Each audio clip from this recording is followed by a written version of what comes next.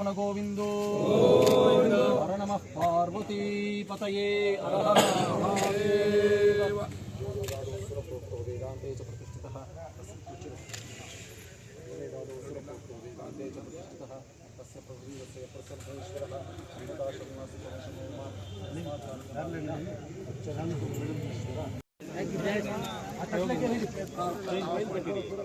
ಎಲ್ಲರ ಕಡೆ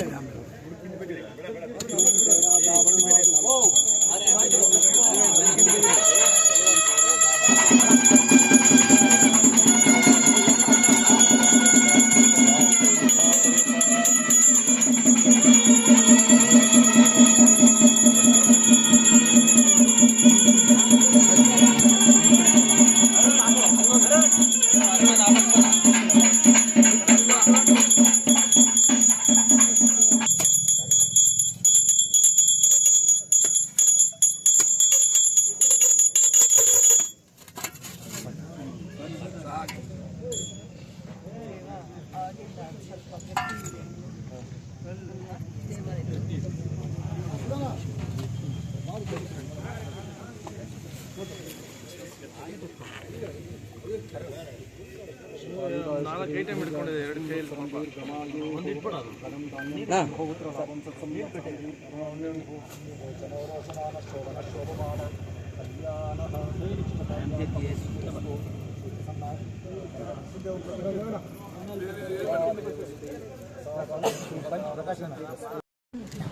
ಕ್ಯಾಸಂಬಳ್ಳಿ ಹೋಬಳಿಯಲ್ಲಿ ಇವತ್ತು ನಾವು ಭೂಮಿ ಪೂಜೆ ಮಾಡಿದ್ದೀವಿ.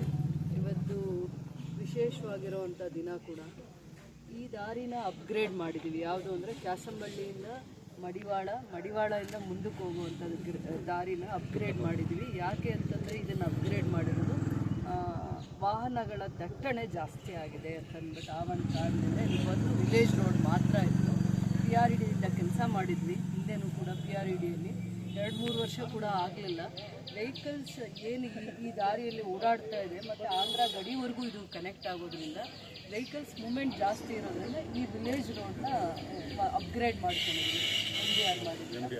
MDR ರೋಡ್ ಮಾಡಿದ್ದೀವಿ. ಇದು 3.5 ಕಿಲೋಮೀಟ್ರು 3.5 ಇರೋವಂಥ ಇದನ್ನು 5.5 ಮಾಡಿಕೊಂಡು ವೈಡನ್ ಮಾಡಿಕೊಂಡು ರೋಡ್ನ ಕಲ್ವರ್ಟ್ಸ್ನು ಹೊಸಾದು ಮಾಡಿಕೊಂಡು ಇದು ರಸ್ತೆ ಮಾಡ್ತಾ ಇರೋಂಥದ್ದು.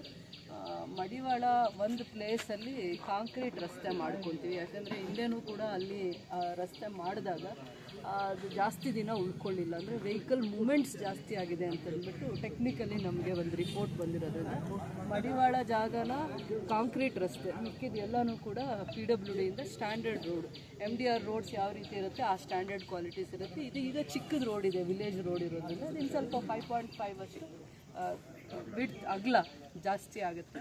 ಸೊ 5 ಕೋಟಿ ಅನುದಾನಕ್ಕೆ. ಸೊ ಮತ್ತು ಗುಣಮಟ್ಟದ ಇದರಲ್ಲಿ 2 ವರ್ಷದಲ್ಲಿ ಹೊಟ್ಟೋಯ್ತು ಅಂದರೆ ಗುಣಮಟ್ಟನ ಯಾವ ರೀತಿ ಕಾಪಾಡ್ತಾರೆ? ಎಷ್ಟು ಹೈಟ್ ಇರುತ್ತೆ? PRED ರೋಡ್ಸ್ ಯಾವಾಗಲೂ ಬರೀ ವಿಲೇಜ್ ರೋಡ್ಸ್ ಆಗಿರುತ್ತೆ. ಅದನ್ನು ನಾವು ವಿಲೇಜ್ ರೋಡ್ ಅಂತಲೇ ಕಳೆದ 2 ವರ್ಷದ ಹಿಂದೆ ಅದನ್ನು ಕೂಡ CMIDP ನಮಗೆ CM ಸ್ಪೆಷಲ್ ಗ್ರಾಂಟ್ ಅನುದಾನನೇ ಇದಕ್ಕೆ ಮಾಡಿದ್ದು. ಇಷ್ಟು ಬೇಗ ಹದಗೆಡಲಿಕ್ಕೆ ಕಾರಣ ಏನಂದರೆ ವೆಹಿಕಲ್ಸ್ ಮೂಮೆಂಟ್ ಜಾಸ್ತಿ ಆಗಿದೆ ಅಂತ. ಬರೀ ಮಡಿವಾಳ ಒಂದೇ ಹಳ್ಳಿ ಇದ್ದು ಅದಾದಮೇಲೆ ತೂಕಲ್ಲು ಇನ್ನೊಂದು ಏನು ಹಳ್ಳಿನೂ ಇಲ್ಲ ಆಗಿದ್ರೆ ವೆಹಿಕಲ್ಸ್ ಇದು ಒಂದು ಹಳ್ಳಿಗೆ ಮಾತ್ರ ಓಡಾಡ್ತಾ ಇತ್ತು. ಇದು ಆಂಧ್ರ ಗಡಿಗೆ ಕನೆಕ್ಟಿವಿಟಿ ಇರೋದ್ರಿಂದ ಈ ಭಾಗದಲ್ಲಿ ಇನ್ನೂ ಮುಂದೆ 4-5 ಹಳ್ಳಿಗಳು ಮತ್ತು ಇನ್ನೂ ಒಂದು ಪಂಚಾಯತಿಗೆ ಹೋಗೋಕ್ಕೆ ಇದೇ ದಾರಿನ ಉಪಯೋಗ ಮಾಡೋದ್ರಿಂದ ಆಂಧ್ರ ಗಡಿಗೂ ಮುಟ್ಟೋಂಥ 2 ದಾರಿ ಇರೋದ್ರಿಂದ ಈ ಕಡೆ ವೆಹಿಕಲ್ಸ್ ಜಾಸ್ತಿ ಮೂಮೆಂಟ್ ಇದೆ. ಬರೀ 2 ವೀಲರು 4 ವೀಲರೇ ಅಲ್ಲ, ತುಂಬ ವೆಹಿಕಲ್ಸ್ ಮೂಮೆಂಟ್ ಇರೋದ್ರಿಂದ ಆ ಸ್ಟ್ಯಾಂಡರ್ಡ್ಗೆ ರೋಡ್ಸ್ನ ನಾವು ಮಾಡಬೇಕಾಗುತ್ತೆ. ಬರೀ ಹಳ್ಳಿ ರಸ್ತೆ ಅಂತಂದ್ಬಿಟ್ಟು ಒಂದು ಸತಿ ಮಾಡಿಬಿಟ್ರೆ 5 ಇಯರ್ಸು 3 ಇಯರ್ಸ್ ಇರುತ್ತೆ. ಆ ಮಟ್ಟದ ಇದು ರೋಡಲ್ಲ, ಇದು ಅಪ್ಗ್ರೇಡ್ ಆಯಿತು ಇವಾಗ. ಸೊ ಅದಕ್ಕೆ PWD ಇಲಾಖೆಯಿಂದ ಸ್ಟ್ಯಾಂಡರ್ಡ್ ಏನಿದೆ, ಯಾವ ಥರ ಕ್ವಾಲಿಟಿ ಮೇಂಟೈನ್ ಮಾಡ್ತಾರೆ, ಯಾವ ಸ್ಟ್ಯಾಂಡರ್ಡ್ ಆಗಿ ಕೆಲಸ ತಗೋತಾರೆ ಅಂತ ಮಾಡಲಿ. ಅವ್ರು ಟೆಕ್ನಿಕಲಿ ಅವ್ರು ಮಾಹಿತಿ ಕೊಡ್ತಾರೆ. ಕಲ್ವರ್ಟ್ಸ್ನ ಮಾಡ್ಕೋತಾ ಇದ್ದಾರೆ ಈ ಸತಿ. ರೋಡ್ ಈಗ ಇಷ್ಟು ಚಿಕ್ಕದ ರೋಡ್ ಕಾಣ್ತಾ ಇದೆ. ಇದು 5.5 ಅಂದರೆ ಈ ಭಾಗಕ್ಕೆ ತುಂಬ ಒಳ್ಳೆ ರೋಡೇ ಆಗುತ್ತೆ. ಅದು ಇದ್ರ ಜೊತೆಯಲ್ಲಿ ನೀರು ಹರಿದು ಹೋಗ್ಲಿಕ್ಕೆ ಕಲ್ವರ್ಟ್ಸು ಮಾಡ್ಕೊತಾರೆ. ಮಿಕ್ಕಿ ಟೆಕ್ನಿಕಲಿ ಸ್ಟ್ಯಾಂಡರ್ಡ್ಸ್ ಏನಿದೆ ರೋಡ್ದು ಸ್ಟ್ಯಾಂಡರ್ಡ್ಸ್ ಹೇಳಿ ಮಾಹಿತಿ ಕೊಡಲಿ. ಬಂದಿದ್ದಾರೆ ನನ್ನ ಜೊತೆ. ಟೋಟ್ಲು 3.25 ಕಿಲೋಮೀಟರ್ಸ್ ರೋಡ್ ತಗೊಂಡಿದ್ದೀವಿ.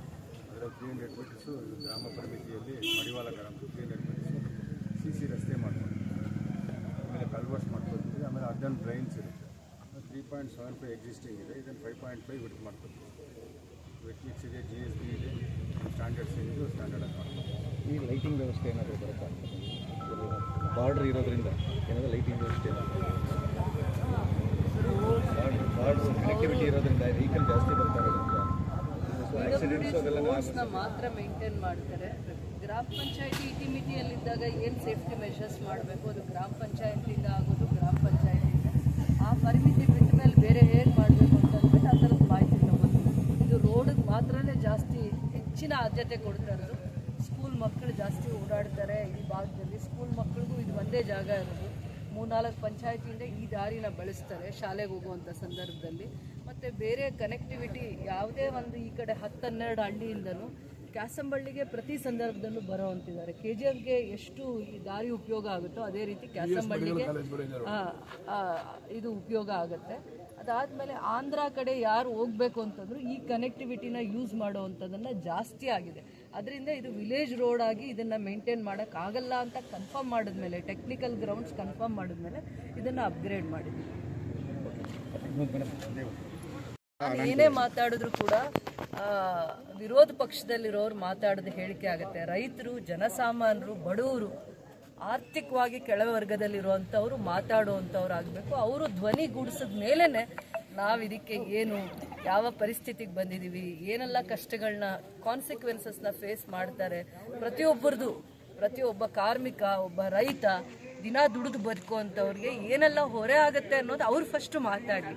ಅದಾದ್ಮೇಲೆ ನಾವು ಮಾತಾಡಿದ್ರೆ ಅರ್ಥ ಇರುತ್ತೆ. ಮೇಡಮ್, ನೀಟ್ ಬಗ್ಗೆ ಮೇಡಮ್ ಸುಮಾರು ಜನ ಸಾಯ್ತಾನೆ ಇದ್ದಾರೆ ಮೇಡಮ್. ಇವತ್ತು ಒಂದು 6 ಜನ ಸತ್ತಿದ್ದಾರೆ ರಾಜ್ಯದಲ್ಲಿ.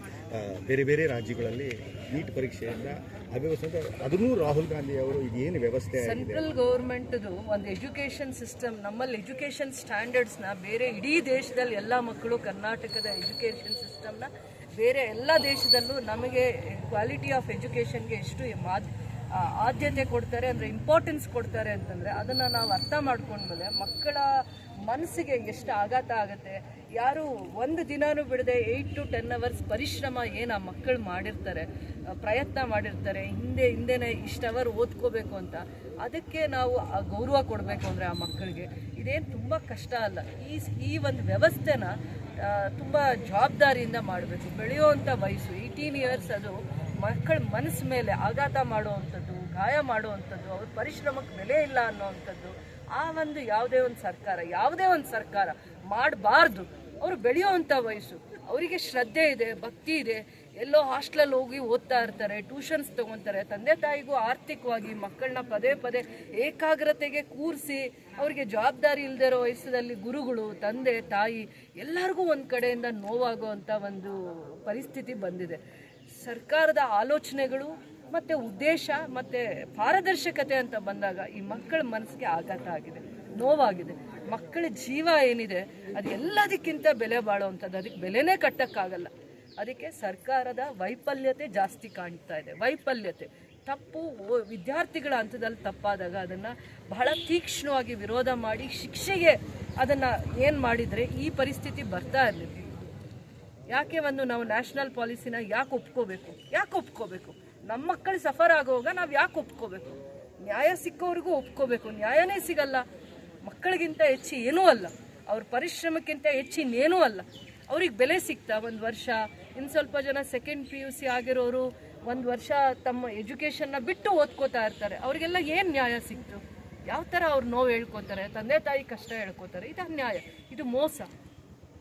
ವಿದ್ಯಾರ್ಥಿಗಳಿಗಾಗಿರುವಂತ ಕಳೆದ 2 ವರ್ಷನೂ ಲೀಕೇಜ್ ಆಗಿದೆ, ಬಟ್ ಗೊತ್ತಾಗಿಲ್ಲ ಮೇಡಮ್. ಅದು ನೀಟ್ ಲಾಸ್ಟ್ 2 years ಕೂಡ ಲೀಕ್ ಆಗಿದೆ. ಆದ್ರೂ ಮಕ್ಕಳು ತುಂಬಾ ಸ್ವಂತ ಪರಿಶ್ರಮದ ಮೇಲೆ ನಮ್ಮಂತ ಸರ್ಕಾರಿ ಶಾಲೆ ವ್ಯವಸ್ಥೆಯಲ್ಲಿ ಓದ್ಕೊಂಡು ಹೋಗಿರುವಂತ ಮಕ್ಕಳು, ಹಾಸ್ಟೆಲ್ಗಳಲ್ಲಿ ಓದ್ಕೊಂಡಿರುವಂತವ್ರು, ತಂದೆ ತಾಯಿ ಏನೋ ಚಿಕ್ಕ ಕೆಲ್ಸಕ್ಕೆ ಹೋಗ್ತಾ ಇರ್ತಾರೆ, ಅವರೆಲ್ಲ ಓದಿಸಿರ್ತಾರಲ್ಲ, ಅವ್ರ ಪರಿಸ್ಥಿತಿ ಏನಾಗ್ಬೇಕು? ಮತ್ತೆ ಎಕ್ಸಾಮ್ ಅಂದ್ರೆ ಮಕ್ಕಳಿಗೆ ಆ ಒಂದು ಇದೇ ಹೊರಟೋಗುತ್ತಲ್ಲ. ಆತ್ಮಹತ್ಯೆ ಹೋಗ್ತಾ ಇದ್ದಾರೆ. ಆದ್ರಿಂದ ನಿಮ್ಮ ಸಂದೇಶ ಈ ನೀಟ್ ವಿದ್ಯಾರ್ಥಿಗಳಿಗೆ ಏನು ಹೇಳಲಿಕ್ಕೆ? ವಿದ್ಯಾರ್ಥಿಗಳು ಯಾವತ್ತು ಅವ್ರ ಬಗ್ಗೆ ಅವ್ರಿಗೆ ಏನು ದೃಢ ಸಂಕಲ್ಪ ಇರುತ್ತೆ, ನನ್ನ ಪರಿಶ್ರಮಕ್ಕೆ ಬೆಲೆ ಸಿಗುತ್ತೆ ಅನ್ನೋಂಥ ಅದರ ಮೇಲೆ ನಂಬಿಕೆ ಇಟ್ಕೋಬೇಕು. ವಿದ್ಯಾರ್ಥಿಗಳು ಯಾವತ್ತೂ ಧೃತಿಗೆಡ್ಕೂಡ್ದು. ಯಾವತ್ತೂ ಅವರು ತಮ್ಮ ತಪಸ್ಸಿಂದ ತಮ್ಮ ಸಮಯನ ಪ್ರತಿದಿನ ಪ್ರಯತ್ನ ಮಾಡಿ ಅವರು ಓದಿ ಇವತ್ತು ಈ ಮಟ್ಟಕ್ಕೆ ಬಂದಿರ್ತಾರೆ. ಅಷ್ಟು ಬೇಗ ಅವರು ಅಸಹಾಯಕರಾಗಬಾರ್ದು. ತಪ್ಪಾಗಿದೆ, ತಪ್ಪಾಗಿರೋದಕ್ಕೆ ಅದಕ್ಕೆ ಪ್ರತಿಭಟನೆ ಮಾಡೋಣ, ವಿರೋಧ ಮಾಡೋಣ, ತಪ್ಪಿದು ಅಂತ ಸಾರೋಣ. ಆದರೆ ನೀವು ದೇಶಕ್ಕೆ ಆಸ್ತಿ, ನೀವು ಮಕ್ಕಳು ಯಾವತ್ತೂ ಆ ಆಲೋಚನೆಗಳೇ ಮಾಡಿಕೊಡೋದು. ತಂದೆ ತಾಯಿ ಕುಸಿದು ಬಿದ್ದೋಗ್ತಾರೆ. ಆ ಪರಿಸ್ಥಿತಿನ ತಂದೆ ತಾಯಿ ಒಂದು ಕ್ಷಣ ಕೂಡ ಜೀರ್ಣಿಸ್ಕೊಳ್ಳೋದಕ್ಕೆ ಆಗಲ್ಲ. ಅದಕ್ಕೆ ನಾನು ವಿದ್ಯಾರ್ಥಿಗಳಿಗೆ ಹೇಳ್ತಾ ಇದ್ದೀನಿ, ಇದೂ ಒಂದು ಪರೀಕ್ಷೆ ಅಂತ ಹೆದರ್ಸೋಣ. ಇದೂ ಒಂದು ಪರೀಕ್ಷೆ, ಆದರೆ ಪ್ರಾಮಾಣಿಕತೆಗೆ, ಪರಿಶ್ರಮಕ್ಕೆ ನಿಮ್ಗೆ ಯಾವತ್ತಿದ್ರೂ ಬೆಲೆ ಇರುತ್ತೆ. ಅದನ್ನು ಸರಿಯಾದ ರೀತಿ ಎದುರಿಸೋಣ ಅಂತ ನಾನು ಹೇಳ್ತೀನಿ.